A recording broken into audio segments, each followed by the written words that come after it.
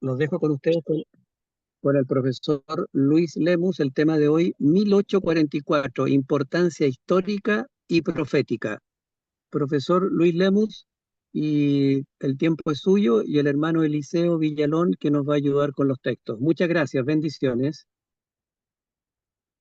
Queridos hermanos, estimadas hermanas, amigos, amigas, nuevamente para mí es un bendito privilegio el poder compartir con ustedes estas preciosas revelaciones acerca de la trascendencia histórica y profética del año 1844, que está aludido en la profecía de Daniel 8:14, donde se escribió: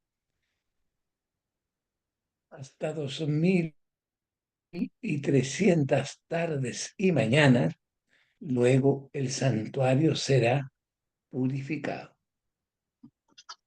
No vamos a hacer un análisis eh, cronológico de la profecía, porque es sabido que esta profecía de los 2300 tardes y mañanas o años proféticos comenzó en el 457 antes de Cristo y concluye en el año 1844 después de Cristo.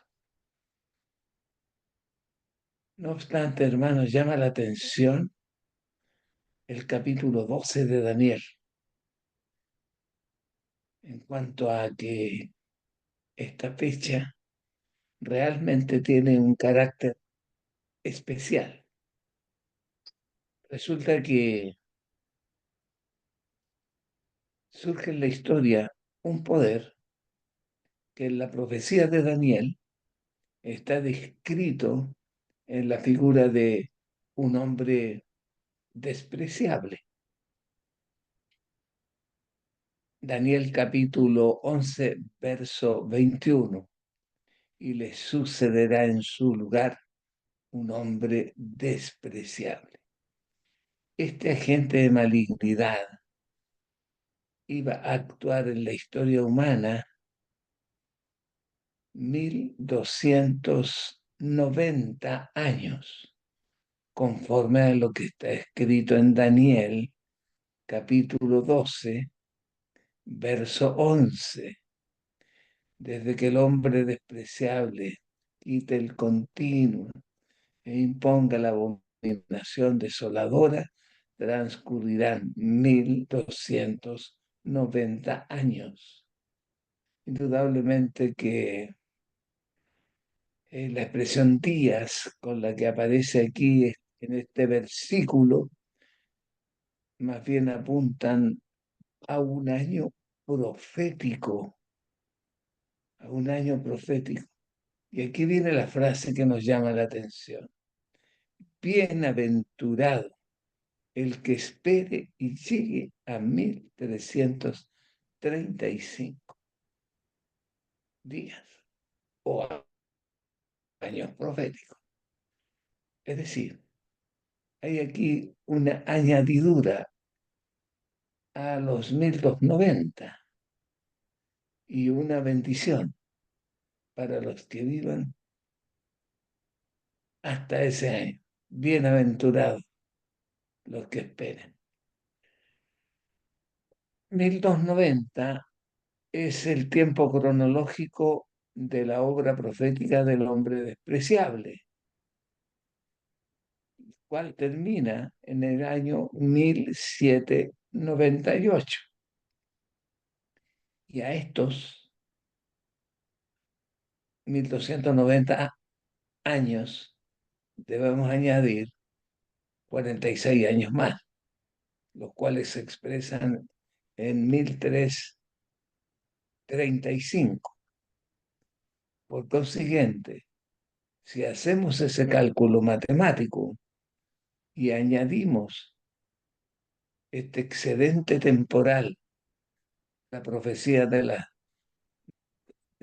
dominio del hombre despreciable, llegamos indudablemente al año 1844. No es mi tema demostrar paso a paso este cumplimiento cronológico, sino que citar la trascendencia histórica y profética de esta fecha. La Biblia dice que los que lleguen a 1335, fecha que se cumple en 1844, serán bienaventurados. Hermano,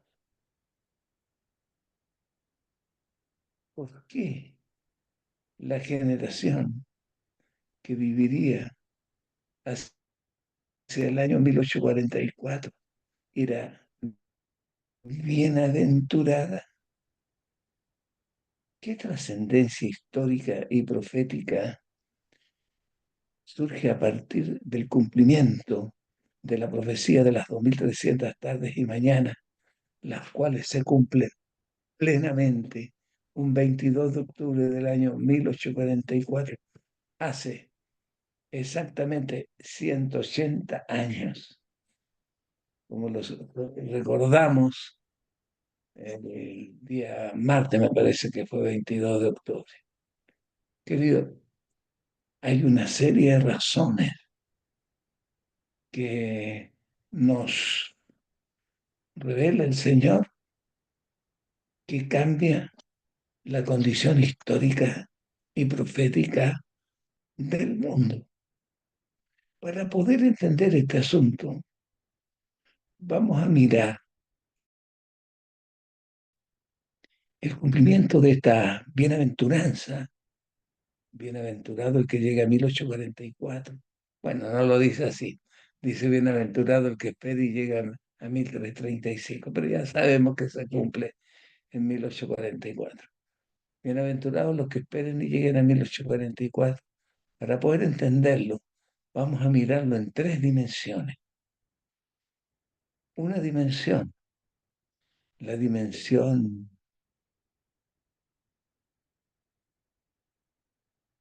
celestial. ¿Qué pasa en el cielo a partir de esta fecha?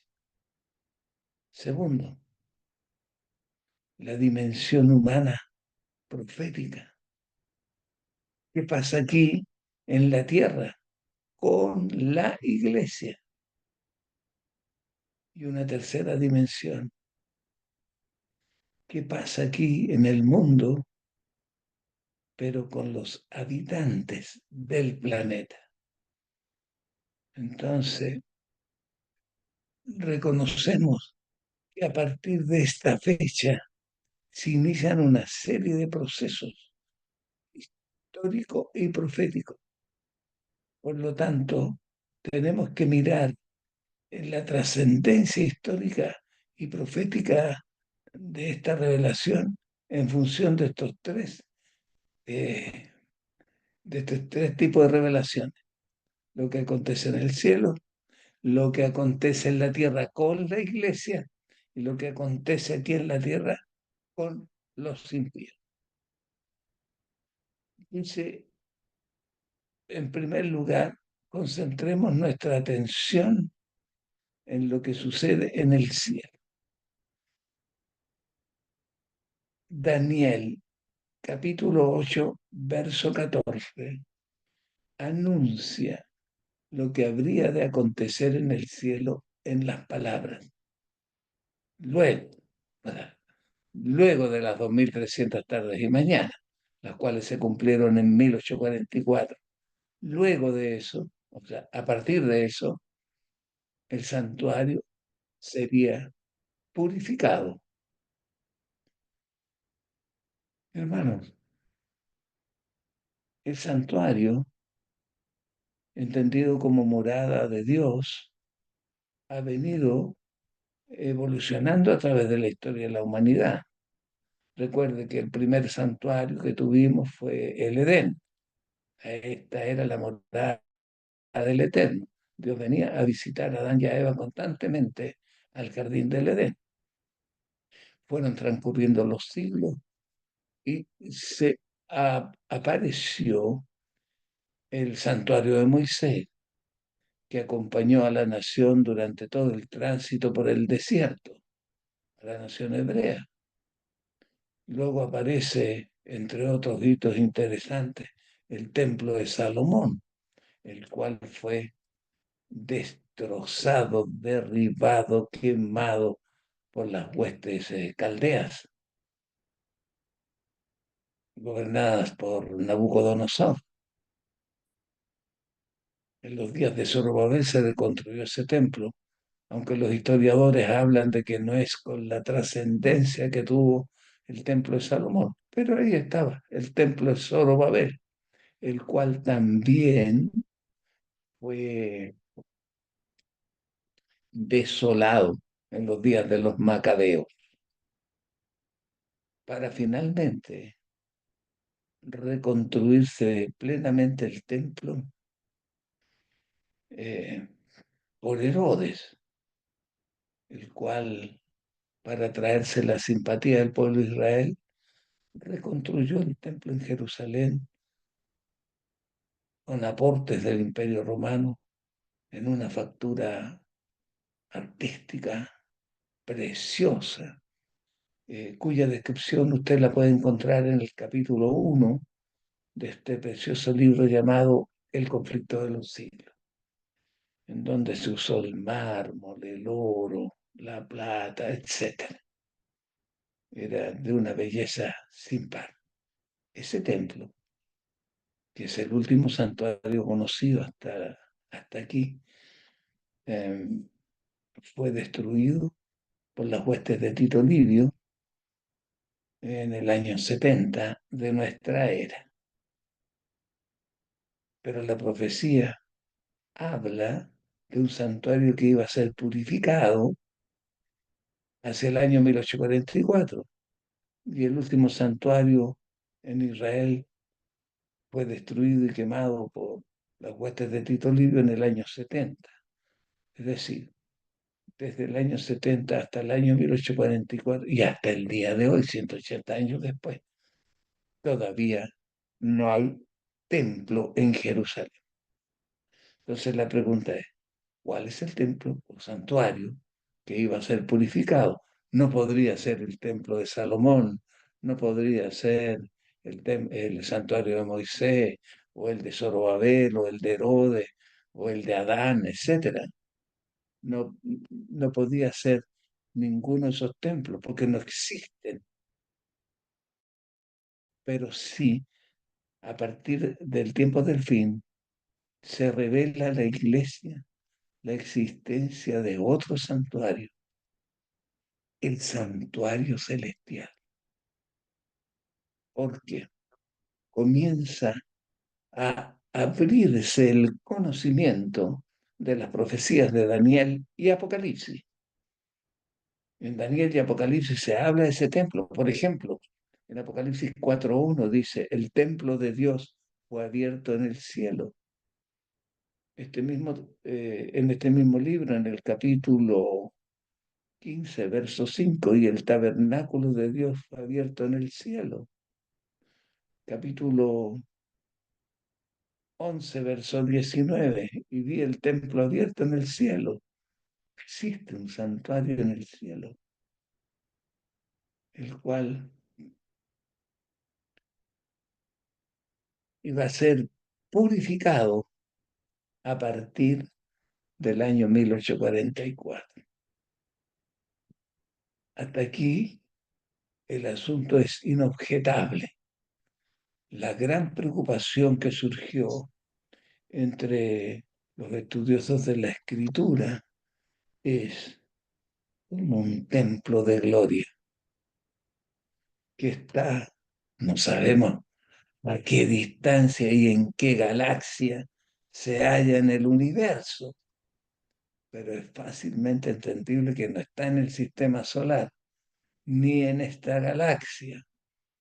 Esta galaxia mínimo necesita millones de años luz para eh, recorrerla.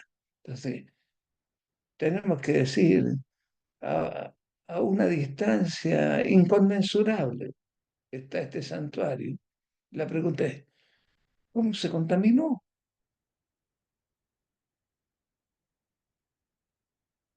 ¿Con qué se contaminó? ¿Quiénes lo contaminaron? Este santuario celestial. Entonces ahora se ha abierto para la iglesia la comprensión de estas preciosas revelaciones.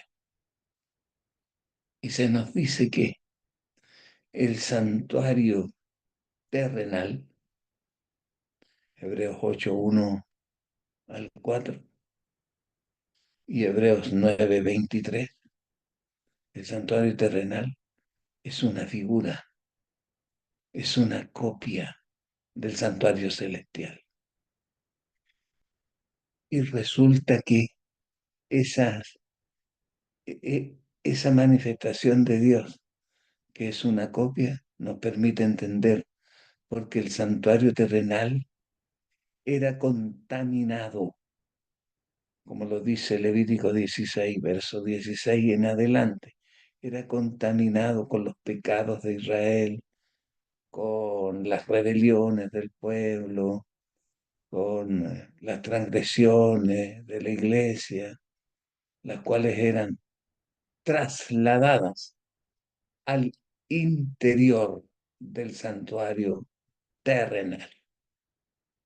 Y como esto es copia, así como el santuario terrenal fue contaminado por los pecados del pueblo, y eso es copia de la realidad, quiere decir entonces que el santuario celestial también fue contaminado con nuestros pecados, con nuestras transgresiones, con nuestras rebeliones, con nuestras desobediencias, con nuestras faltas de empatía con los dolientes, etc. Jeremías capítulo 2, verso 22 dice que nuestros pecados permanecen delante de Dios, aunque te laves con lejía, y amontones jabón sobre ti. La mancha de tu pecado aún permanece delante de mí, dijo Jehová el Señor. Hay una mancha en el cielo y esa mancha está manifestada en un libro, el libro de los pecados, que contiene el registro, como lo revela la mensajera del Señor, de todos nuestros malos pensamientos, de nuestras malas palabras, de nuestras malas acciones. Contiene el registro de todos los pecados, de todos los que hayamos nacidos aquí en la tierra. Creamos o no creamos en Dios. Ahí está, como una mancha. Podríamos decir como el dedo acusador de Satanás. No es que esté presente Satanás ahí en el santuario, porque el diablo fue expulsado del cielo, pero quedó su huella digital en el libro de los pecados. Ahí está, presente. Ahora, la gran bienaventuranza que se nos revela a partir del 22 de octubre del año 1844 es que ese santuario necesariamente va a ser purificado. Hermano, ¿qué significa purificar algo?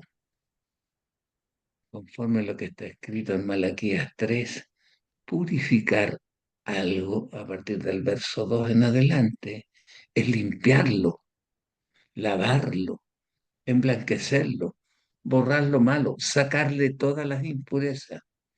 Y como se da el caso que los que somos malos, los que somos rebeldes, los que somos pecadores, transgresores, malignos, somos nosotros, pues, hermano. Por lo tanto, se inicia una doble obra doble obra a partir de 1844 y los beneficiarios de esta obra, siendo nosotros indudablemente que somos inmensamente bendecidos. ¿Cuál es esta doble obra que comenzó a favor nuestro a partir del 22 de octubre de 1844? Indudablemente, la más trascendente es que el libro de nuestro pecado va a ser borrado. Por supuesto que eh, tienen que permanecer una serie de circunstancias para que esa obra se realice, pero es maravilloso. Es decir, es como que usted viviera, no sé, pues, hermana o hermana, en un banco cualquiera, eh, una cifra así, un, $1.000.000, y sabe usted positivamente que a partir de tal fecha esa deuda se borra. Ya no existe, pero es mucho mejor que eso. Se borran todos nuestros pecados. Eso se hace en el cielo. Pero además de eso, comienzan a borrarse las tendencias pecaminosas, la naturaleza pecaminosa, la imaginación mórbida, los hábitos perjudiciales, los valores anticristianos en el ser humano. Comienza a experimentarse una transformación imposible de comprender, a no ser que usted experimente la obra del Santo Consolador en su vida. Somos bienaventurados porque Jesús está borrando nuestros pecados, por una parte en el cielo. Somos bienaventurados porque el Espíritu Santo está transformando nuestra vida aquí en la tierra, preparándonos para llegar al cielo. Oh, querido, para mí esto es más que maravilloso. Es de una bendición gloriosa. Detengámonos, por favor, en unos momentos en esta obra de limpiar nuestros pecados. Dice aquí en Hebreos capítulo 9, versículo 18 en adelante, que el santuario terrenal era también purificado una vez al año, y que para purificar el santuario una vez al año se usaba la sangre, y que Aarón, sumo sacerdote, asperjaba la sangre sobre el altar, sobre el velo, sobre todos los componentes del santuario terrenal, para limpiarlo de los pecados del pueblo que estaban registrados, ya sea en el altar del holocausto o en los cuernos del altar del incienso aromático. ¿Y cómo los limpiaban? Con la sangre de un cordero. El sacerdote trasladaba en una en bandejita de oro un poco de la sangre de una víctima inocente y asperjaba esa sangre hacia el velo, hacia el altar, etc. Y se entendía que esa sangre borraba toda la obra de muerte que había sido registrada durante el año. Así también, en el santuario celestial es necesaria la aspersión de sangre. Como lo dice Hebreos 9:23. Fue pues necesario que la figura de las cosas celestiales fuesen purificadas, así como lo expresé, resumiendo los pasajes del 18 al 22. Todo es purificado sin sangre, dice el 22. Y sin derramamiento de sangre no hay purificación. Así también las cosas celestiales, es decir, el santuario celestial, es necesario que sea purificado, pero con mejores sacrificios, no con el sacrificio de corderos, animales, sino que con el sacrificio de uno que derramó su sangre a favor de todos los seres humanos. No puedo menos que decir, bendito sea el nombre de este Salvador que ofreció su sangre, la cual tiene poder redentor, hermano. Es decir, le es suficiente al demandante de la muerte, le es suficiente la sangre del cordero, porque esta sangre del cordero tiene una virtud especial. Por favor, la virtud especial de la sangre de este cordero espiritual, refiriéndome a Jesucristo, no es que tenga este, un eh, rango de glóbulos blancos o glóbulos rojos o plaquetas especiales. No, hermano, no me refiero a ese carácter de la sangre, sino al valor espiritual de la sangre de Jesucristo. ¿Por qué tiene valor espiritual esa sangre? Porque es derramada por uno que no cometió pecados. Y la ley dice, el alma que pecare, esa morirá, le será demandada de su sangre. Pero el Verbo de Dios, no cometió pecados y murió igual. Y como no cometió pecado y murió, su muerte no le sirve a él para salvarse a sí mismo, porque no cometió pecado.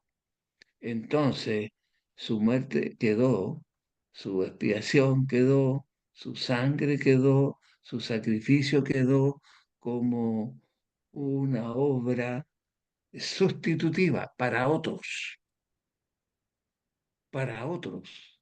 ¿Y quiénes son los otros? Nosotros, pues, hermano. Esta es la virtud preciosa de la sangre de Jesús, que fue derramada por un justo, por un perfecto, por un santo, y quedó como garantía sustitutiva de los pecados de otros. Por eso que en Apocalipsis capítulo 1, verso 5 dice que Jesucristo nos lava con su sangre, nos limpia con su sangre, nos libera de nuestros pecados con su sangre. No puedo menos que decir, bendito sea el Señor de nuestra salvación. ¿Y cómo lo hace? A mi entender, demanda de toda criatura dos requisitos básicos. Cuando digo dos requisitos básicos, quiero decir que no de todos los seres humanos se demanda eso, porque hay seres humanos que han tenido más años de edad, más experiencias de vida, diferentes circunstancias de su propia historia personal, a los cuales se les demanda más, así como el que más peca, más perdón recibe, también el que más años vive, más responsabilidad tiene. Le pongo un ejemplo. El ladrón que murió en la cruz, a él no se le puede demandar, por decir un ejemplo como está escrito en Marcos 16, el que creyere y fuere bautizado será salvo. ¿Cómo le demandamos eso al ladrón? Si usted sabe positivamente que ese ladrón conoció a Jesucristo aquí en el Calvario. Ahí decidió que Jesucristo fuera el Señor de su vida. No pudo bautizarse, entonces no se le puede demandar lo que no pudo hacer. Pero a los demás que sí pudimos hacerlo, se nos demanda. Y no es injusticia, sino que es simplemente una manifestación de la gracia divina que le garantiza a los que tuvieron poco que entren con lo mínimo al cielo.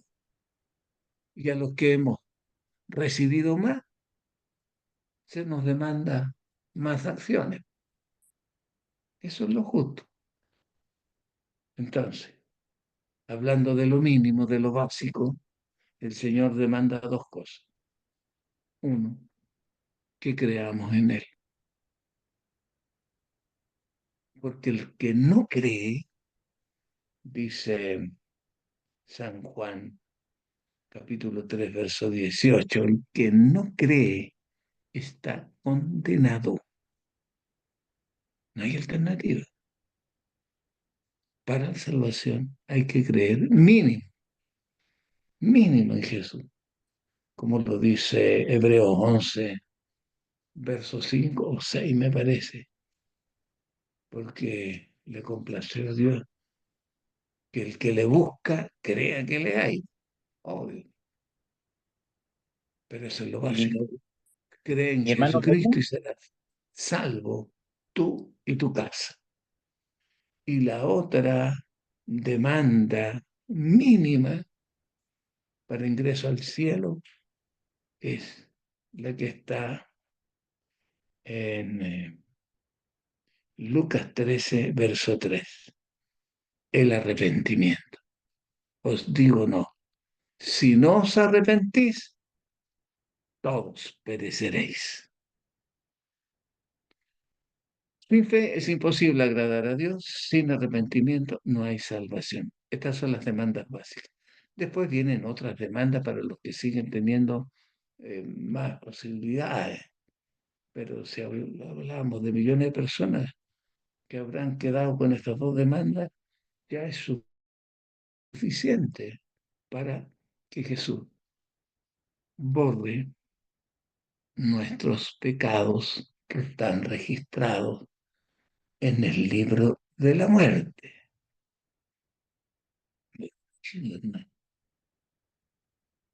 Borrarlo. Es decir, imagínense, página número 1, no sé cuáles eran los pecados, cada uno conoce su historia, pero ponga ahí en primera línea el pecado más grave que usted ha cometido, o que yo he cometido, ¿ya?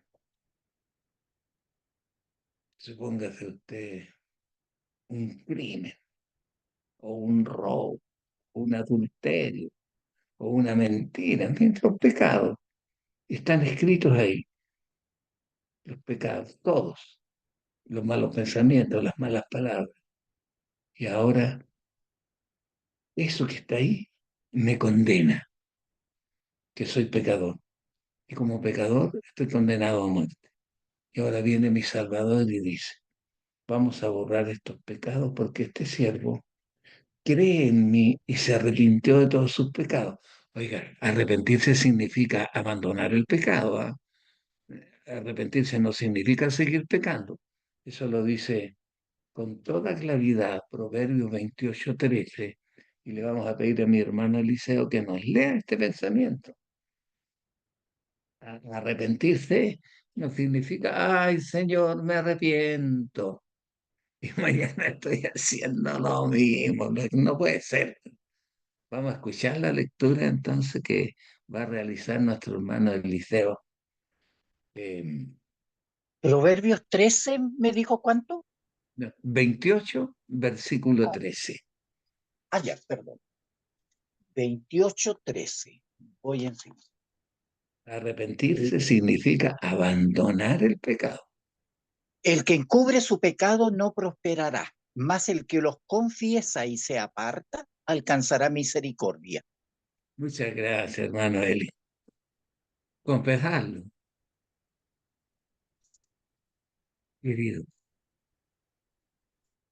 el que se aparta, el que se aparta, el que los abandona alcanza misericordia. De que no nos hagamos la ilusión de que basta decir, Señor, me arrepiento y estamos llorando. Y resulta que al día siguiente estamos pecando en lo mismo. Eso no es arrepentirse, po. Eso es burlarse del Señor. Bueno, para los que alcancen estos dos puntos básicos, recordemos que hay otros a los que no vamos a hacer alusión ahora, pero los básicos, los necesarios para entrar al cielo. Este pecador cree en mí y este pecador abandonó sus pecados. Mire qué argumento más poderoso. En consecuencia, con mi sangre, dice el Señor, borro todos sus pecados. ¿Cómo quedamos en el cielo? 50 pendientes, pues. ¿De qué pecado se nos acusa? De ninguno, porque están todos borrados. Pero paralelamente a eso, el Espíritu Santo está haciendo un trabajo de joyería con nosotros, con nuestras personas, porque eso es lo que acontece arriba en el cielo con nuestros pecados jurídicamente. Mire, vamos a escuchar una segunda lectura, esta vez en Jeremías, el capítulo 17, el verso 1. Jeremías capítulo 17, verso 1. Aquí se revela la obra que ahora el Espíritu Santo está haciendo en paralelo a la obra de borramiento de nuestros pecados en el cielo. Oh, esto es más que maravilloso. Bienaventurado el que llegue a 1844. Jeremías 17:1 Exactamente. dice, el pecado de Judá escrito está con cincel de hierro y con punta de diamante. Esculpido está en la tabla de su corazón y en los cuernos de sus altares. Fíjese que el pecado está esculpido, está grabado en nuestra vida, en nuestros corazones, en nuestra naturaleza pecaminosa. Está ahí, pues. Mm, eh, eh, esa experiencia la vivió Pablo. Yo quiero hacer algo y no puedo, no puedo. No sé qué me pasa, dice Pablo. Quiero hacer lo bueno, pero no lo hago. Y hago lo malo. Esa es la tendencia que está en nuestra vida. Pero podremos ser liberados de esa maligna, de esa maldita tendencia que nos inoculó la serpiente venenosa en el Edén,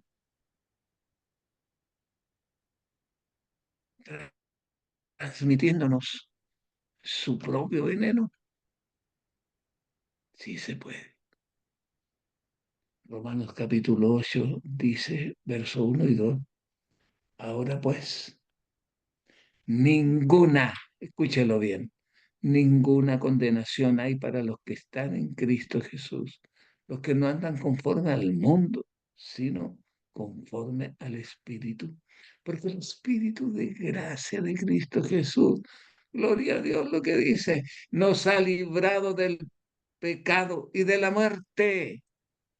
Hermano, el Espíritu Santo nos libra del pecado, nos libra de esa tendencia maligna a hacer lo malo, a pensar lo malo, a hablar groseramente. Nos libra. No se imagine que la obra del Espíritu Santo es instantánea, con todos nuestros antivalores, con todas las perversidades de nuestra imaginación, con todos nuestros malos hábitos, con todos nuestros pecados secretos, con toda nuestra falta de carácter, que pasó por nuestra vida y borró todo. No, Señor, no es así. Porque el Espíritu Santo tiene medios que pone a nuestro alcance para que nosotros superemos día a día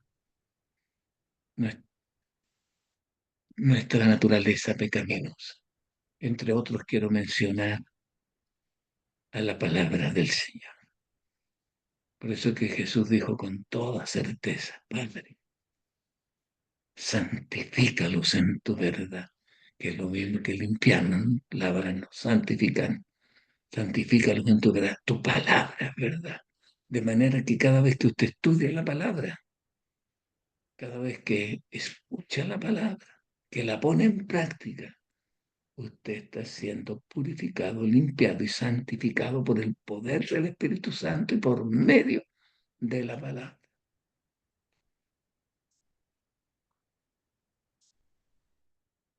No es el único medio. La palabra del Señor, la palabra del Señor nos dice en Isaías 58, Isaías 58, versos 6 y 7, dice, a todos los extranjeros que guardan mi sábado, el día sábado, este día, a todos los extranjeros que, a menos que usted se crea judío, pues, pero no judío. Oiga, querido hermano, estimada hermana, a todos los extranjeros que abracen mi pacto, que guarden el sábado. Dice aquí, yo los llevaré a mi santo monte. Y observe, los recrearé en mi casa de oración. Recrear significa volver a restaurar la imagen de Dios que tuvimos en el Edén en los días de Adán. La recuperamos. ¿Cómo? Observando el sábado en la casa de oración o en una casa particular, siempre y cuando nuestra reunión sea con propósitos espirituales y no para envenenarse, no sé, hermano, con sustancias tóxicas para la salud. La palabra, el sábado, la reunión, no dejando de congregarse, tienen por costumbre, sino que exhortándonos al amor unos con otros. ¿Cuánto más que somos testigos que aquel gran día se acerca? Hebreos 10, 25, 26. Querido hermano, esta obra que se inicia a partir del 22 de octubre, el acto de borrar nuestros pecados en el cielo, que seguramente comenzó con Adán, pero yo no sé quién fue el primero en ser presentado delante de Dios. Nosotros, mis queridos hermanos, en algún momento también podremos vivir esa vida con la ayuda del Espíritu Santo, que Dios anhela que nosotros podamos vivir, que podamos vivir, querido, ¿eh? Nosotros somos bienaventurados. ¿Por qué? Mire usted, las circunstancias históricas ahora. Resulta que durante gran parte de la historia de la humanidad, la gran mayoría de los seres humanos, no contó con la palabra, no contó con la palabra de Dios. No había palabra. O sea, la palabra existía, pero solo en círculos intelectuales. El pueblo no tenía la palabra. Y cuando tuvo la oportunidad de tener la palabra, la tenía en latín más encima. Y aún más, los únicos que podían interpretarla eh, eran los sacerdotes, que se arrogaban para sí la fantasiosa jactancia de que eran los únicos que podían interpretar la palabra. ¿A dónde, hermano, por favor? Estos muchos siglos que el pueblo común, la gente sencilla, tuviera la palabra.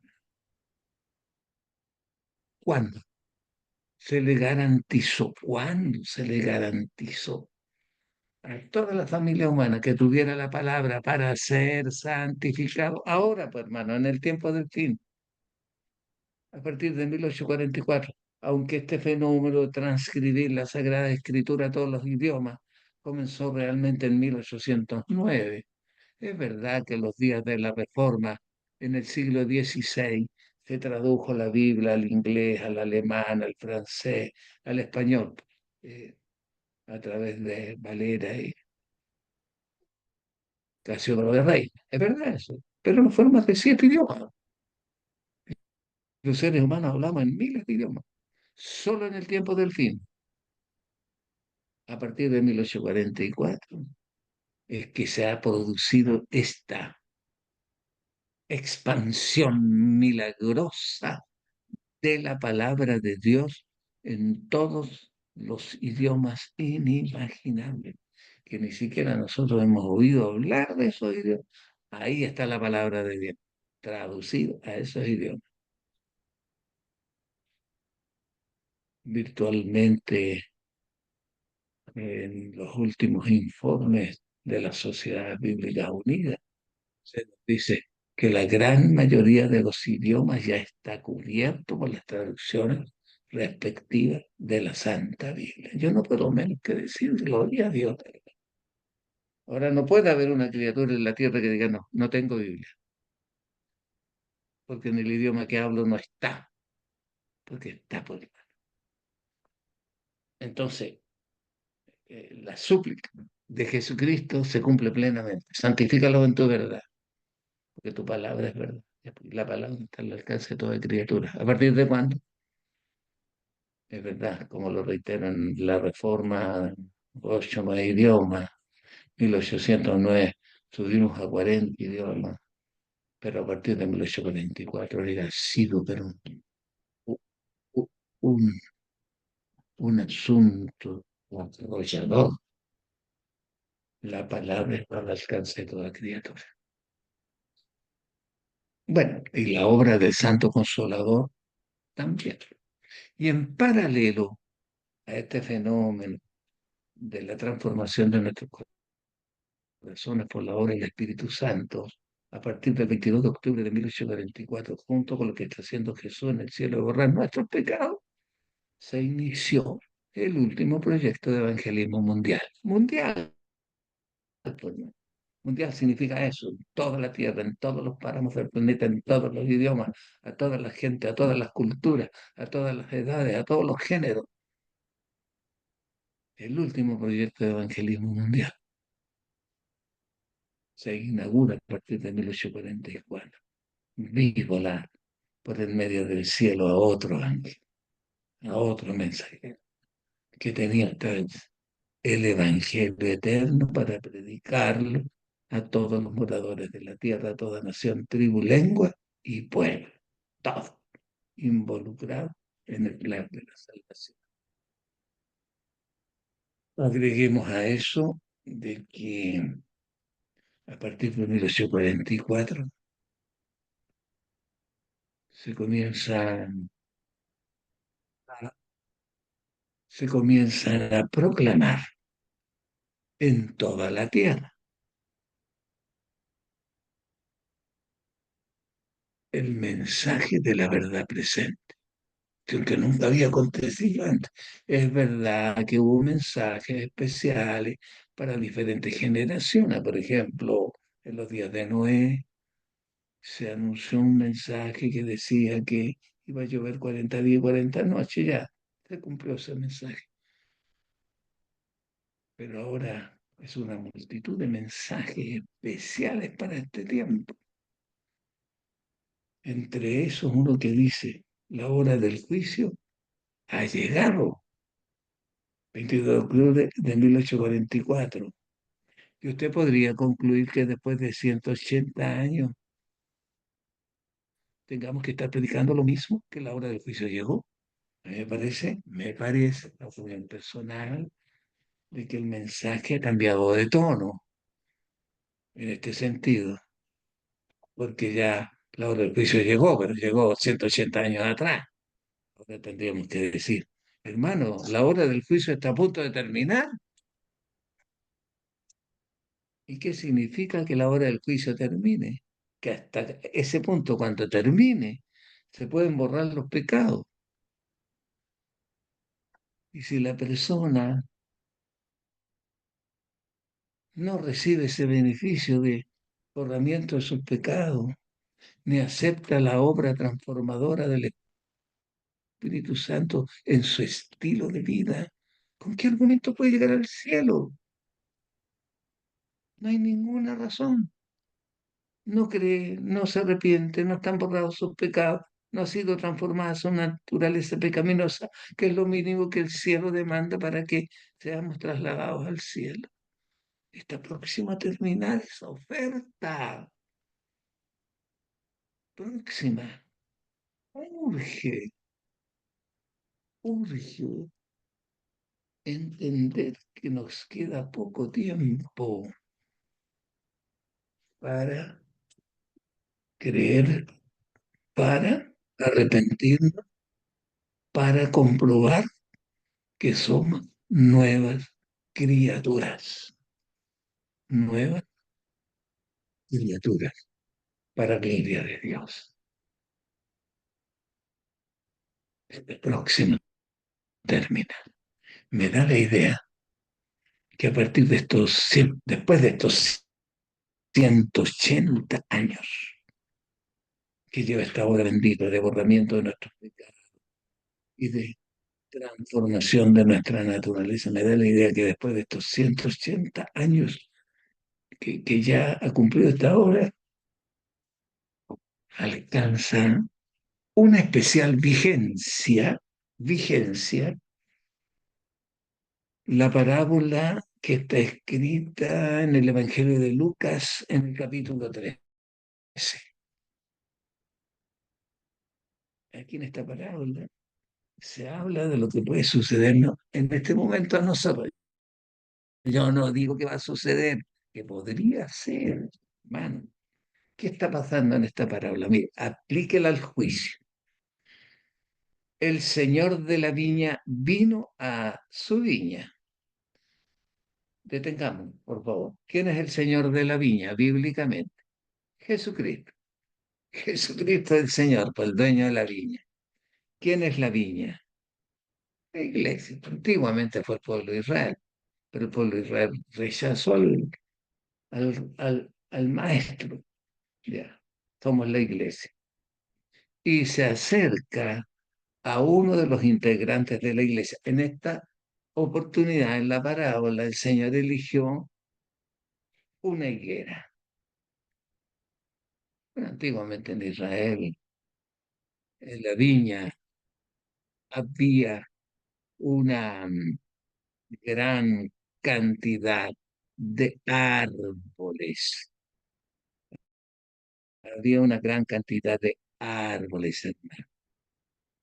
Y resulta que nosotros tenemos que hacernos un examen exhaustivo de qué árbol de la viña te representa, hermano. ¿Eres tú una higuera que da frutos dulces? ¿O eres tú no sé, hermano, eres un limonero que da frutos súper amargos? De todo, aquí se puede aplicar esta frase. De todo hay en la viña del Señor, desde una espina hasta el árbol más fragante. Ya, el Señor eligió una higuera. Pero ya como nos cuesta definirnos por qué árbol nos representa, quedemos con la idea que nosotros somos la higuera. Y el Señor comienza a revisar entre las hojas del árbol, símbolo de lo que hace Jesucristo con el libro de las memorias, en que comienza a recorrer las hojas del libro de las memorias, buscando frutos espirituales, buscando frutos espirituales. ¿Y cuáles son los frutos espirituales que el Señor busca? Creer, arrepentimiento y otros más. Y resulta que, dice el Señor, oye, no tiene fruto. Y si no tiene fruto, ala. Eso es, pues, hermano, ¿eh? Si no hay frutos espirituales, no servimos más que para el fuego. Entonces se imagina que hoy día fuera la presentación de nuestras vidas delante de Dios del Padre y el Señor de la vida nos diga en el cielo, Padre, te presento a este siervo, nos nombre a nosotros y comienza a buscar en el libro de las memorias. A ver, este siervo cree o no. Oiga, a ver, página 1. No está registrada esta obra del creer. Página 2.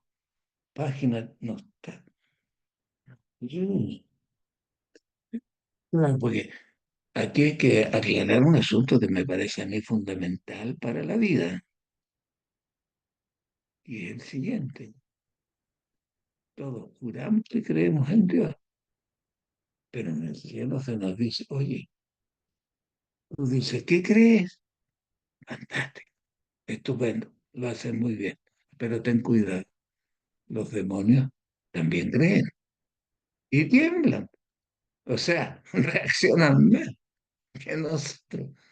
Entonces, el cielo en esta frase nos está diciendo, oye, está bien, pero que tu fe sea diferente a la fe de los demonios. ¿Ves? Y que se diga de nosotros, por lo menos, que obedecemos los mandamientos, ya que los demonios no lo hacen. Los demonios creen, pero no obedecen. Nosotros no podemos seguir ese derrotero igual. Este cree, pero no obedezco. Nuestra fe sería igual que la de los demonios. No hay fe. Ya. Y el Señor comienza a buscar el arrepentimiento en el registro del libro de las memorias. Y tampoco está. No está registrado. Es lo que pasa con la higuera. No tiene fruto. Y ahora el Señor dice, mire, escuche esto, he venido 3 años.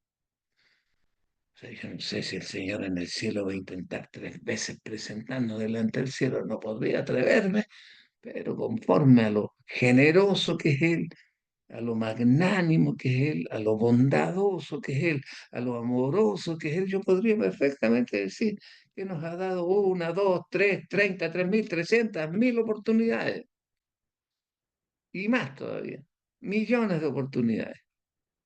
Pero usted comprenderá que en algún momento eso tiene que parar, tiene que detenerse, decir, bueno, ¿hasta cuándo? Esperamos. Esta es la pues ya nada más esta historia. Y aún así, el obrero infatigable de la viña del Señor, el Santo Consolador, intercede, hermana, por usted, por mí, por todos los creyentes, intercede diciendo, Señor, no la cortes, no la elimines. Mire qué amoroso el Espíritu Santo. Qué distinto sería eh, que, que- que- que se dijera, oiga, mire, ya córtala, no, si este no tiene arreglo. No, pues hermano, a pesar que no tenemos arreglo hasta ese punto, igual el Espíritu intercede, dice, Señor, déjala un año más. Déjame que la intervenga, que la pode, que la desmalece, que la despedregue, que, que la pone, que la riegue, que haga esto y lo otro. Y si al próximo año da frutos, bien, alegría en el cielo, con un pecador que se arrepintió. Y si no dio fruto, córtala. Querido, ¿será este el último año que nos dio de oportunidad el Señor? Yo no lo sé. Lo único que sé es que la parábola me enseña que hay un tiempo de gracia adicional, que tal vez no comience, que tal vez comenzó o que tal vez ya terminó. No se sabe. Lo que sí sé que mi Señor es amoroso, paciente y no quiere que ninguno perezca, sino que todos procedamos al arrepentimiento. ¿Por qué no lo hacemos entonces? Nos bajamos del carrusel satánico y nos ponemos de rodillas para arrepentirnos. Recuerde, la estrategia satánica es entretenernos. La estrategia del cielo es invitarnos a arrepentirnos. Usted elige entre entretenerse o arrepentirse. El entretenerse lo lleva al infierno. El arrepentirse lo lleva al cielo. Tal como dice el Señor. Elige, pero elige el arrepentir. Si ahí está la clave. Y por supuesto, si en tu corazón hay gratitud, hay admiración por la obra de Dios, hay amor, hay cariño, hay compromiso, tú vas a querer producir más frutos, pues. Pues no te vas a consolar. ¿No? Yo creo, me arrepentí ya, con eso es suficiente. Entonces, tenemos que llegar eh, a, a presentar más frutos de salvación, más frutos de salvación. ¿Se da cuenta, mi querido? Entonces, procuremos arrepentirnos, procuremos que nuestra fe sea distinta a la fe de los demás. Amado, querida hermana, han llegado los tiempos en que tenemos que cambiar nuestro enfoque. Hace 180 años se escuchó en toda la tierra el mensaje. La hora del juicio ha llegado. Han transcurrido 180 años. Proclamemos en el mundo. La hora del juicio está llegando a su fin. Ya no tenemos 180 años hacia adelante para hacer las reformas en nuestra vida. Yo no puedo decirle cuántos años quedan, porque el Señor mismo dijo, nadie sabe, nadie. No puedo ser tan jactancioso como para decir, hermano, te quedan 2 años. Hermano, te queda un año. Hermano, te quedan 6 meses. Hermano, te queda una semana. Hermano, te queda una hora. Sería una locura, hermano. Pero de que queda poco tiempo, queda poquísimo tiempo. Tiempo para que se testifique que son creyentes, genuinos, sinceros, y que estamos arrepentidos en el interior del alma, hermano. Muchos como Pedro con lágrimas, muchos como la María Magdalena, tumbados en el suelo, otros afirmados del borde de una barca que está a punto de zozobrar, otros agitando los brazos para no hundirse en las aguas, no importa la circunstancia. Busquemos al Señor. Quiero concluir esta reflexión diciendo, hermano, de que si fue maravilloso para la iglesia llegar al 22 de octubre de 1844 por las razones ya expuestas. ¿Cuánto más maravilloso no será vivir a 180 años después, hermano? Porque ahora ya tenemos que añadir otras cosas a nuestra esperanza, pues. Y entre esas otras cosas que añadimos a nuestra esperanza, pudiera ser esta. Que esta generación sea la testigo de la segunda venida de Cristo. Y dígame, ¿no sería lindo que el Señor cuando venga nos encuentre plenamente como creyentes activos y como hombres y mujeres arrepentidos de nuestra vida de pecado, como básico, ¿no? Pero si tenemos más oportunidades, Dios permita que más adelante tengamos oportunidad de mirar otros frutos que el cielo espera de nosotros. Lo digo por si es que no tuviéramos hasta aquí más oportunidades. Quiero invitarlos a orar, hermano, a pedirle al Señor que nos bendiga y nos ayude, nos aliente, para entender la trascendencia de la época en la que estamos viviendo. Fíjese, a mí no me preocupa tanto, a mí, hermano, no me preocupa tanto la guerra, los rumores de guerra, la nación, la lucha de nación contra nación, los pueblos contra pueblos, las pestes, los incendios, los huracanes, las erupciones volcánicas. Entiendo que esas cosas tienen que suceder. Lo que me preocupa es el estado espiritual de mi corazón, el estado espiritual íntimo de mi alma. ¿Qué me importa a mí que el volcán este explotó y tiró eh, desechos piroplásticos 10 kilómetros para arriba en la atmósfera? Si mi corazón todavía tiene ídolos, mi lucha está contra los ídolos.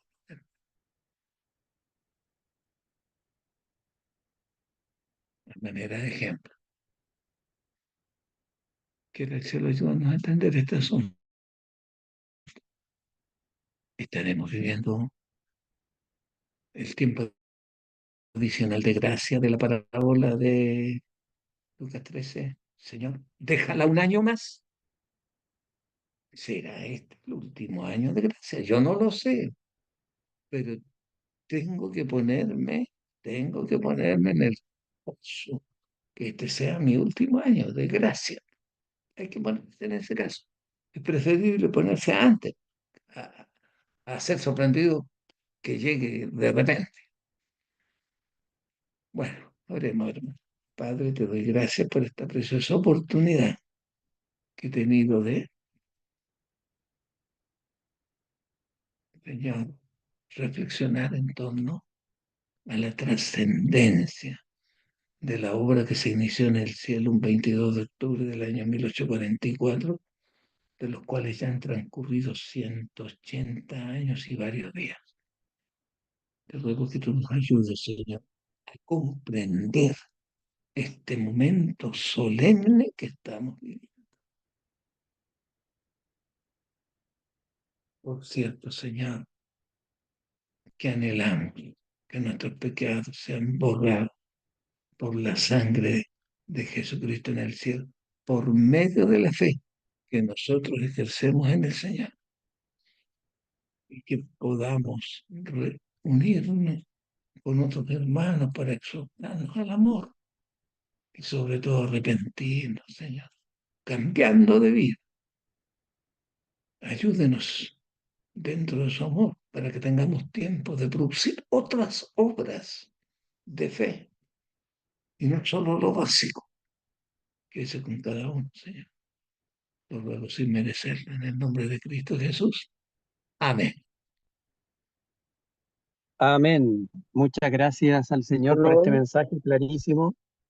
Gracias a nuestro sumo sacerdote por lo que está haciendo en el lugar santísimo.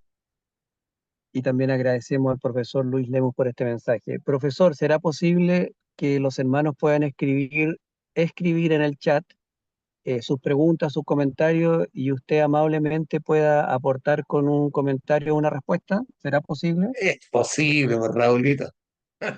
Estoy Mu- pidiendo que todos tengamos tiempo de hacer otra obra. Hermano, ¿cómo le voy a decir? No puedo. Es imposible. Muchas Estamos gracias, dispuestos si el profesor. Señor lo permite. Si no lo Mire, sabemos, lo averiguamos. por supuesto, sí, puede ser también un aporte, no necesariamente una pregunta. Quisiera leer una cita que la copié en el chat, si usted me permite, y si después usted la quiere comentar, también la escribí en el grupo de WhatsApp que tenemos. Esta cita está en el Conflicto de los Siglos, página 544. Dice la sierva del Señor: estamos viviendo ahora en el gran día de la expiación. Como dijo usted, ya llevamos 180 años. Cuando en el servicio simbólico el sumo sacerdote hacía la propiciación por Israel, todos debían afligir sus almas arrepintiéndose de sus pecados y humillándose ante el Señor, si no querían verse separados del pueblo. De la misma manera, todos los que deseen que sus nombres sean conservados en el libro de la vida, deben ahora, en los pocos días que les quedan de este tiempo de gracia, afligir sus almas ante Dios con verdadero arrepentimiento y dolor por sus pecados. Hay que escudriñar honda y sinceramente el corazón. Hay que deponer el espíritu liviano y frívolo al que se entregan tantos cristianos de profesión. Empeñada lucha espera a todos aquellos que quieran subyugar las malas inclinaciones que tratan de dominarlos. La obra de preparación es una obra individual, no somos salvados en grupo. La pureza y la devoción de uno no suplirá la falta de estas cualidades en otro. Si bien todas las naciones deben pasar en juicio ante Dios, sin embargo, Él examinará el caso de cada individuo de un modo tan rígido y minucioso como si no hubiese otro ser en la tierra. Cada cual tiene que ser probado y encontrado sin mancha, ni arruga, ni cosa semejante. Conflicto de los siglos, página 544. Profesor, ¿tiene algún comentario que quiera hacernos respecto a esta cita? Eh, esta cita nos manifiesta el quid de lo que estamos viviendo, o sea, el punto clave, ¿no? Es de lo que nos hemos empeñado también en expresar con otras palabras, pero es eso. Sin embargo, quiero llamar su atención de esta cita a una cortita frase. Nos quedan pocos días para realizar esta obra. Piense, Ellen White escribió esto en 1915. En 1915.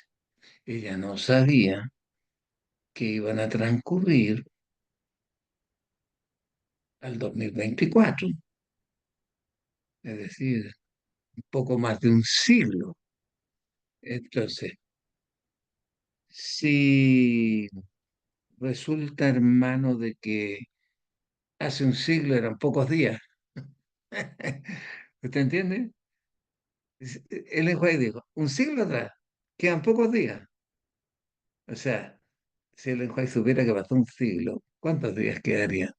Yo le cambiaría días por la expresión horas, sin exagerar. ¿Me entiende? Quedan pocas horas para repetir, pero no en el sentido literal, pues hermano, usted me entiende, ¿no? Cuando ella dijo que quedan pocos días, no es que quedaran 7 o 6 días a partir de la impresión del conflicto de los siglos, obvio, que pocos días, pocos años que ya han pasado más de 100 años, quedan pocas horas, hermano. Aprovechemos de conversarlo con nuestros amigos, nuestros hermanos, manifiéstele usted amor a ellos. Y la mejor noticia que le puede dar a su amigo, a su hermana, a su familia, es que queda poco tiempo y que está pronto a darse la orden, no tiene fruto, córtalo. O puede que ya estemos en el último añito de la gracia del Espíritu. No lo sé, pero queda poca hora. Amén. Profesor Lemus se fijó en el final de la cita, ya vamos a leer las preguntas que están escribiendo los hermanos en el chat, se fijó que al final de la cita, donde hablaba del conflicto de los siglos, página 544, hablaba que debemos humillarnos, confesar todo lo que usted dice, pero al final dice, cada cual tiene que ser probado y encontrado sin mancha, ni arruga, ni cosa semejante. En otras partes, la sierva del Señor hace énfasis en que eh, mientras está el Señor Jesús en el lugar santísimo, o sea, ahora, debemos arrepentirnos y abandonar el pecado. Pero también hay hermanos que creen o que piensan o que han sido enseñados así de que, bueno, pero no hay que ser tan fanático, tan exagerado y yo puedo llegar al cielo con pecados chiquititos, sí, pues no grandes, no voy a matar a alguien, pero No, no, puedo llegar pescadillos. claro, pecadillo, yo puedo llegar porque con esta naturaleza pecaminosa es imposible, dicen. O sea, dicen que la gracia y el poder de Dios no puede erradicar el pecado en uno, cuando la Biblia dice que Cristo vino a quitar el pecado de su pueblo.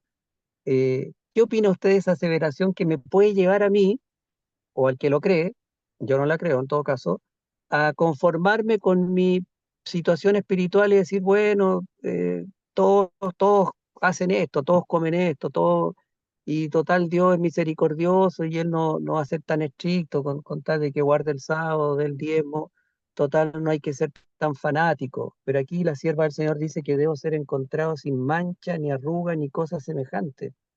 ¿Qué opina usted de esa Yo tendencia hoy opino día en que, el adventismo? En el bueno, yo adventismo que se opino que, está... Sí, sí, perdón. yo opino que las personas que proceden de esa manera son instrumentos satánicos. Esa es mi opinión. Dura palabra es esa, profesor. ¿Qué puedo hacer? Ese mensaje no proviene de la Nueva Jerusalén, pues, hermano, proviene del infierno.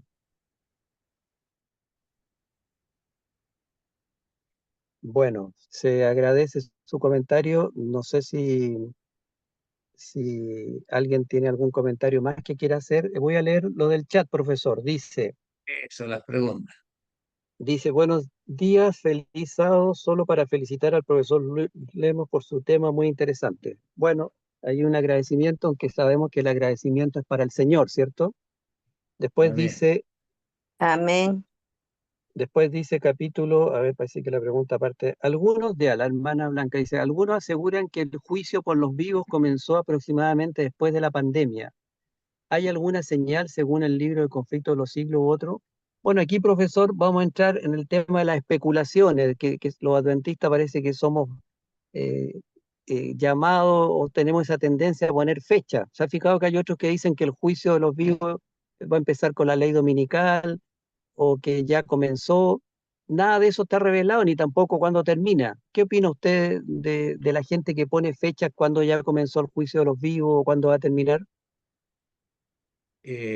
No sirve de nada porque me digan a mí comenzó el juicio de los vivos, porque eso me impulsa a buscar al Señor por miedo. Y el Señor no quiere que lo busque por miedo, quiere que lo busque por amor. Y lo que nos Amén. ¿Y vamos a está perder es la revelada la fecha? ¿Y, oportunidad. No, y no está según su, revelado. ni del No está comienzo ni del revelado. fin? No. Es, es una venida súbita a tu vida. Tú no sabes cuándo vas a ser presentado delante del Señor. Porque si lo supieras, así en buen idioma humano, nos arreglamos un poco la vida para que nos encuentren un poco mejor, con la Para la esperanza de foto, que como se pase el dice. juicio. Ah, eso, nos arreglamos para la pero no es un cambio profundo del alma. Lo que el Señor quiere, cambios de naturaleza, que la Amén. conciencia sea limpia como la de Jesús, que la imaginación sea proactiva, hermano, que los hábitos estén en armonía con los consejos de salud del Señor. Hay mucho que transformar en nuestra vida si el diablo ha hecho un trabajo, pero realmente desastroso con nuestras personas. Pero el Espíritu puede restaurarlo. Amén. Lo que sí Bien, sabemos, profesor, usted me corrige, de que cuando el Señor Jesús salga del lugar santísimo, van a empezar a caer las plagas en la tierra. eso O sí que sea, es, eso es vamos a verdad. ver cuando empiecen a caer las plagas, que van a ser, eh, van a destruir bastante, o sea, no es una plaguita, son las plagas, terribles plagas, sin misericordia ya, se acabó la gracia, y ya vamos a ver que se terminó la obra que lleva 180 años y día de nuestro Señor Jesús. ¿Está correcto? Está correctísimo. Pero va a ser demasiado tarde. Claro, va a ser demasiado tarde para el que desaprovechó las oportunidades, ¿cierto? Ah, Esperemos que ninguno de nosotros, los 45 participantes, estemos en esa situación. Otra pregunta, profesor. pues, Raulito, tengo otra pregunta. ¿Me escucha? Sí, A ver, alguien puso, es cierto, hermano, yo he escuchado que el juicio de los vivos ya empezó. Bueno, ya sabemos que eso no hay, un escrito no está, se es una sabe. especulación, pero más allá de si empezó o no empezó, la parábola que usted nos leyó de Lucas 13, el Señor hoy día, haya empezado o no haya empezado, viene a buscar frutos de arrepentimiento y de humillación y de creerle a Él hoy día, no esperar que comience, ¿cierto? Así es. Muchas gracias. Después dice, buenos días, feliz sábado, solo para felicitar. Ya, ese ya lo leímos. Después dice, espérese, había una pregunta aquí, dice, alguien puso, tengo un material excelente de Charles Fitch para los que piensan que se vivirá pecando hasta la venida del Señor. Claro, esa es una tendencia, pero mire que hoy día hay un planteamiento y se estudia también y se enseña también en la Universidad Adventista a los jóvenes teólogos. No es que se le ocurrió a un hermanito que recién entró, sino que está bien arraigado. Ahora, analicémoslo, profesor, esto. No sé si me puede seguir lo que voy a decir. Si el Señor Jesús, supongamos que sale hoy día del lugar santísimo, es un ejemplo. Dice la sierva del Señor que se demora más o menos una semana la segunda venida. No sé si usted lo ha leído. Bueno, puede ser una semana, puede ser menos, puede ser más, pero el tiempo donde ya se acabó la mediación, donde ya los pecados han sido perdonados. Y en ese tiempo, que ojalá que sea corto, van a estar viviendo un pueblo que va a estar vivo, por supuesto, que son los 144.000, sin intercesión. Cuando se refiere sin intercesión, no se refiere sin la ayuda del Espíritu Santo. Nunca podríamos sostenernos sin el Espíritu Santo, pero ya no va a haber expiación, o sea, ya no podría pecar porque ya si peca, no va a haber expiación, no hay perdón ya. Por lo tanto, si uno analiza, no tiene lógica pensar de que yo voy a seguir pecando porque el Señor Jesús va a salir un momento y en algún momento va a decir ya, esto se terminó, se acabó la gracia. ¿Me estoy dando a entender, profesor, o no? Sí, estoy esperando la argumentación. Entonces, la argumentación es esta. ¿En qué parte del santuario terrenal, cuando el sumo sacerdote una vez al año hacía expiación, en qué parte? Porque ¿sabe cuál es el argumento que dan algunos que dicen, no, pero es que el Señor Jesús, mire la imaginación que tenemos, el Señor Jesús va a perdonar los pecados futuros, los que se van a cometer después. Pero eso no existía en la expiación que hacía el sacerdote. Cada año el pueblo debía arrepentirse, el sumo sacerdote no decía, bueno muchachos, les voy a hacer expiación y va a haber perdón también por los pecados del próximo año. Eso no existía, eran los pecados que se habían cometido, ¿cierto?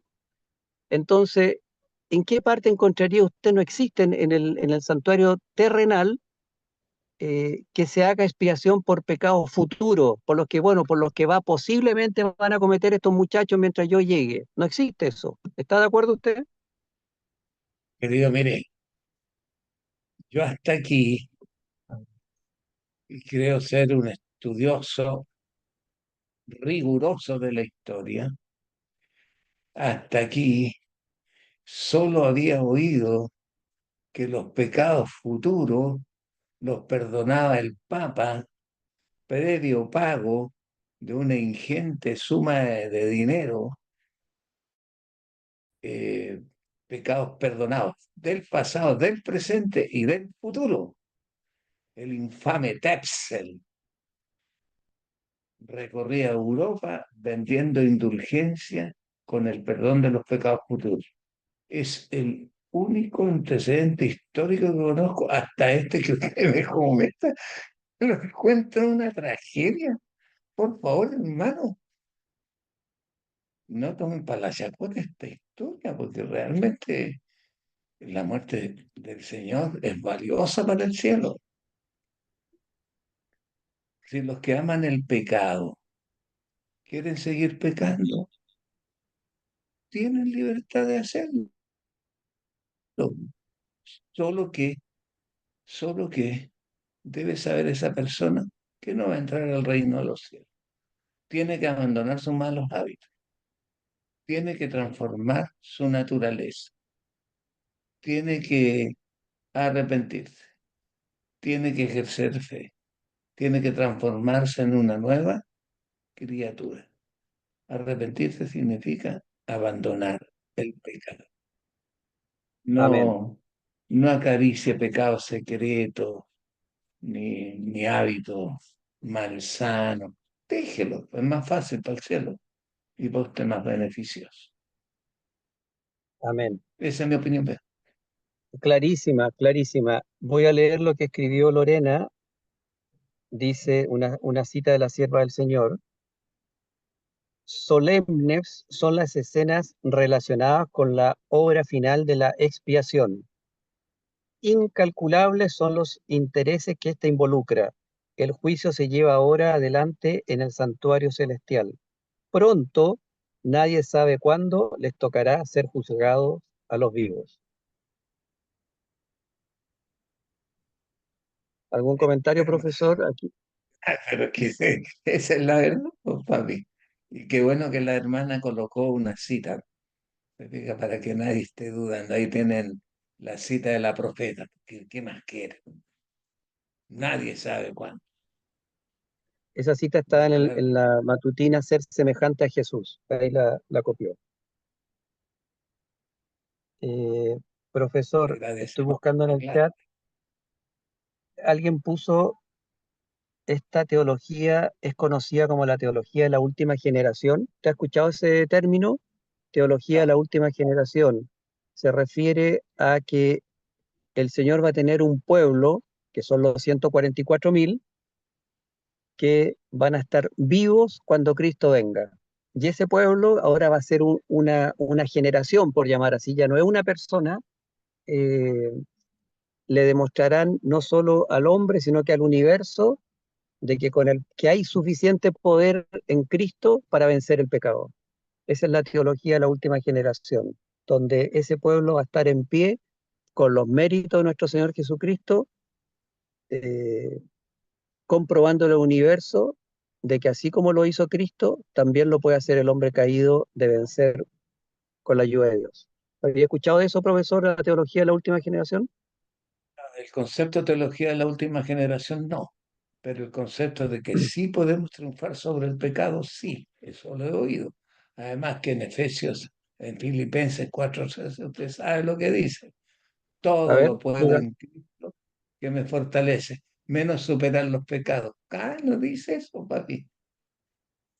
Imposible, Ni, pues. tam- Ni tampoco dice, todo lo puedo en Cristo, pero mi naturaleza tampoco yo puedo vencerla porque ella me va a llevar a seguir pecando. Tampoco lo dice. No dice eso. Pero no dice eso. Oiga, profesor, aquí hay una hermana que dice, léanlo por favor, pero no sé si a qué se refiere, si a la cita que ya leí. Eh, bueno, no podría ser. Parece que no hay más preguntas, profesor, o comentarios. Ah, un archivo. Ah, sí, es que no lo podría abrir ahora, hermana, el archivo. Disculpe. Eh, Profesor, parece que no hay más preguntas. Ya, pues. Eh, Quisiera agradecer en el nombre del Señor porque fue muy claro. Hay una hermana que escribió, pero no encontré la pregunta que decía, ¿por qué estas hermosas verdades, que esto es verdad presente, lo que usted enseñó, no se enseña en los púlpitos de la iglesia adventista muy poco? Sino que al revés, muchas veces se enseña esta frase, que ya somos salvos, que no te preocupes, el Señor Jesús ya pronto nos va a venir a buscar, y ya luego vas a estar en la tierra prometida y yo sigo practicando el pecado, sigo pensando que algunos pecados pequeños no importan, los grandes sí, y ya soy salvo. Eh, ¿Por qué esta enseñanza que usted dio ahora y que tratamos de hacer, lo que es parte de la verdad presente junto a otras cosas, no se enseña tanto en los púlpitos adventistas? ¿Será que no quieren alarmar a los hermanos y preferible que los hermanos vayan y no se asusten? ¿Por qué crees tú, profesor? Porque yo soy anti-especulativo. Podría decir, tal vez, varias posibilidades. Prefiero, si tengo el interés, en escribirle al director de teología y preguntarle, querido pastor, querido hermano, ¿por qué nos enseña esto? Y que me den la razón. en vez de especular, prefiero el otro camino, el directo, porque una especulación podría dar origen a un engaño, porque yo me esté equivocando o que se esté equivocando la otra persona.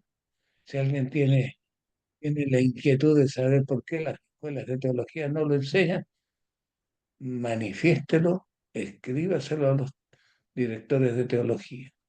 Y si somos varios, que lleguen miles de cartas, millones de cartas haciendo la pregunta.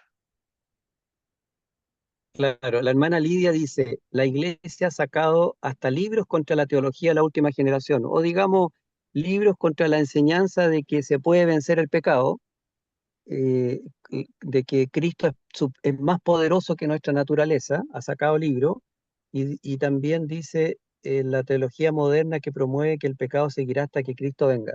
Bueno, de hecho, acá en Chillán, en la UNACH, que usted es vecino, profesor, Tancoihueco, en la escuela de teología se enseña eso a los jóvenes teólogos. O sea, va a haber una generación de jóvenes pastores que van a enseñar lo contrario a lo que usted dijo hoy día y lo que dice la sierva del Señor y dice la Biblia, que sí se puede vencer el pecado.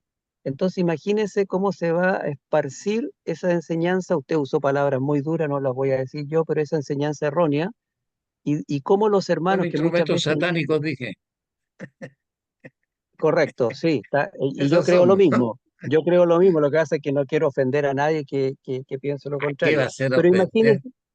Pero imagínese, profesor Lemus, de que hay una generación de jóvenes pastores que en teología, en la UNACH, y he sabido que no solo en la UNACH, sino que también en otras universidades de otros países, se enseña lo contrario a lo que usted dijo. Imagínese los jóvenes pastores cuando salgan a las iglesias van a enseñar esto. ¿Qué nos espera?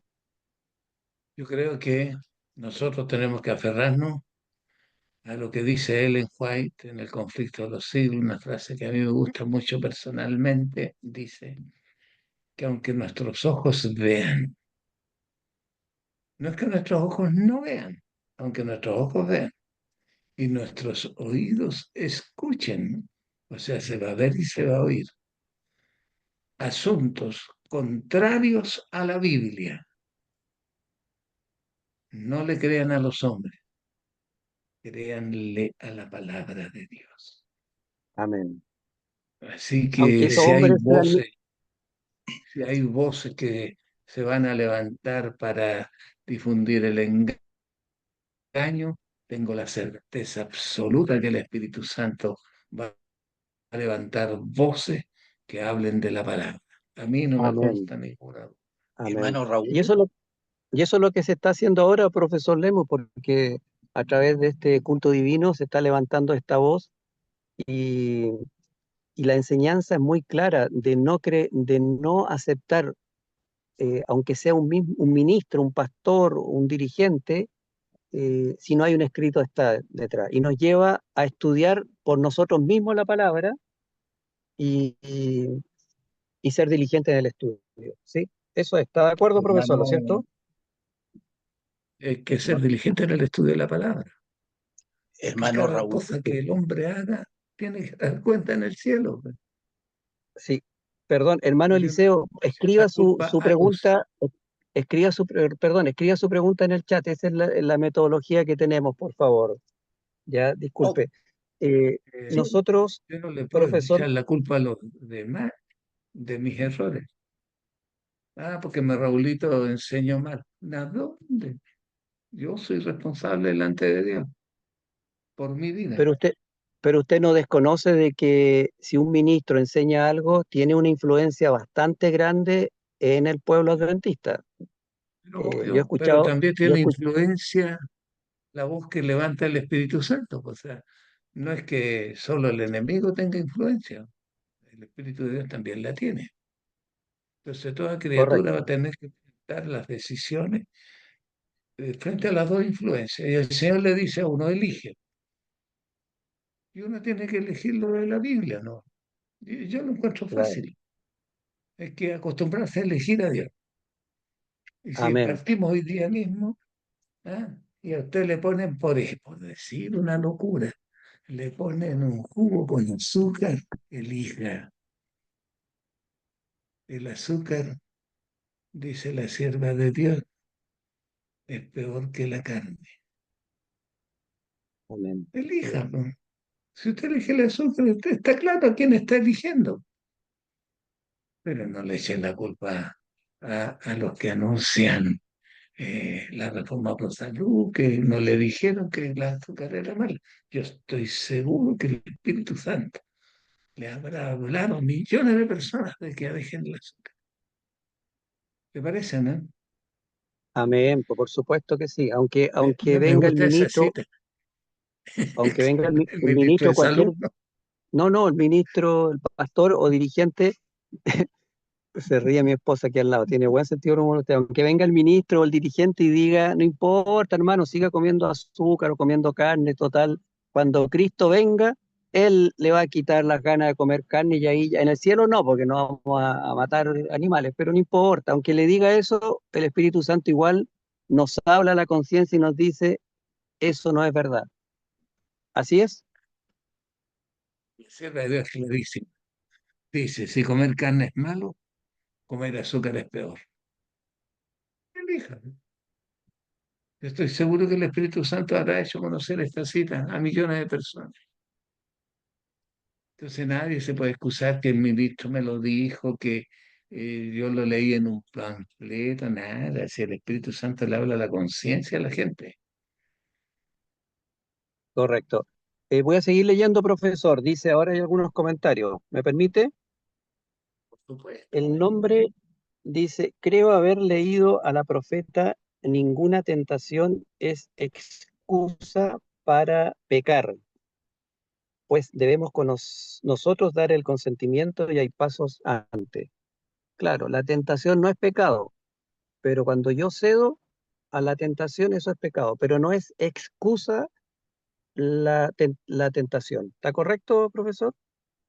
Correctísimo. Pues ya De- hasta las leyes humanas tienen ese principio. Si usted cruza con luz roja, no puede argumentar al carabinero, sabe que no tenía idea que la ley decía que había que detenerse con luz roja. Yo no lo sabía. ¿Qué le va a decir el carabinero? Lamento que no lo sepa, ¿no? Igual lo llevo preso. ¿Se fija? Además El que nuestro Señor ya Señor dejó la Jesús fue Biblia. tentado. ¿Sí? Claro, el Síganos. Señor dejó la Biblia y dejó los escritos del espíritu de profecía. Ahora, si Amén. usted no los lee, no los estudia, y en vez de estudiar la Biblia y estudiar los principios del espíritu de profecía, prefirió la tele, prefirió los cuentos, prefirió esto, pero es que su decisión, pues no le eche la culpa a los demás, que usted eligió eso. Cada uno es Amén. responsable de su Claro que sí. elección. Yo elegí por Cristo y espero que en mi vida se note, Amén. ¿me parece? Así es. Sigo leyendo. Bueno, un hermano escribió feliz sábado para todos. Después dice, en mi iglesia hace un tiempo predicó un hermano basado en un libro contra la teología de la última generación, o digamos contra la verdad bíblica y de la sierva del Señor, que sí se puede vencer el pecado con el poder del Espíritu Santo. Claro, es que se está enseñando eso, ya lo hemos dicho, se está enseñando en la escuela de teología y aparentemente, aunque no hay un voto, profesor Lemus, no se ha hecho un voto de la asociación general, o sea, hay dos pensamientos, pero aparentemente el pensamiento de que no se puede vencer y que vamos a seguir pecando hasta que Cristo venga es más fuerte que la mentira, como dijo usted, que la verdad, aparentemente, porque si en la escuela de teología se está enseñando a los pastores eso, podría por último enseñarse las dos, decir, mire, no hay un voto, vamos a enseñar las dos, pero no, no permiten que llegue alguien a enseñar la verdad, sino que es el error. Entonces, está claro de que esa corriente está imponiéndose, tristemente. Después la hermana Lidia dice, eso Claro, enseña la escuela de teología actualmente, eso se seguirá pecando hasta que venga el fin. Claro, eso es lo mismo. Eh, claro. hay otro, Es como cuando el Señor habló con Nicodemo, que estudiaba en la escuela rabínica. El Señor le dijo, ¿cómo tú siendo maestro en Israel no sabes esto? El amén, Señor así es. siempre tiene medios para darle luz a la gente. Y lo peor Pero si yo lo oigo hasta en la Biblia, es confiar en el hombre. Maldito el hombre que confía en el hombre. Amén. Leo una cita que escribió mi esposa, dice, la intervención del tentador no ha de ser tenida por excusa para cometer una mala acción. Satanás se alegra cuando oye a los que profesan seguir a Cristo buscando excusas por su deformidad de carácter. Son estas excusas las que inducen a pecar. No hay disculpa para el pecado. Un temperamento santo, una vida semejante a la de Cristo es accesible para todo hijo de Dios arrepentido y creyente. Sea toda la gente, página 31. Clarísima la cita, ¿o no, profesor? ¿Quiere agregarle algo? Oh, clarísimo. Y agradecemos el aporte. Después dice la hermana, en Ecuador borraron a una iglesia indígena por enseñar estas cosas y la verdad presente. ¿Qué podemos decir, Bueno, profesor, de eso? yo ¿Qué puedo podemos decir que decir? los hombres pueden borrar todo lo que quieran, papi. Lo importante es lo que dice el Señor Jesucristo en Lucas 10:20. Alegraos de que vuestro nombre esté escrito en el libro de la vida. Tenemos que hacer fiesta por eso. Si lo que Amén, importa es lo que dice Dios, no lo que hacen los hombres. Amén. amén. Hay un hermano o hermana, no Puede que yo alcanzo a ver mande al bien. infierno a un tipo y el Señor lo salve. ¿Sí o no? Claro que sí. Pero ¿no le parece, ya, estamos de acuerdo que lo que importa son los libros, el libro de la vida, no los que se escriben acá en la iglesia que pueden ser arbitrarios?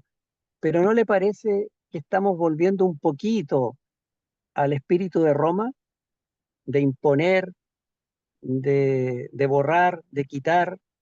No, no, no, no quiero hacer polémica porque no quiero ofender a nadie, pero estas cosas que están ocurriendo en la iglesia adventista, ¿no es un poco la réplica del espíritu de Roma?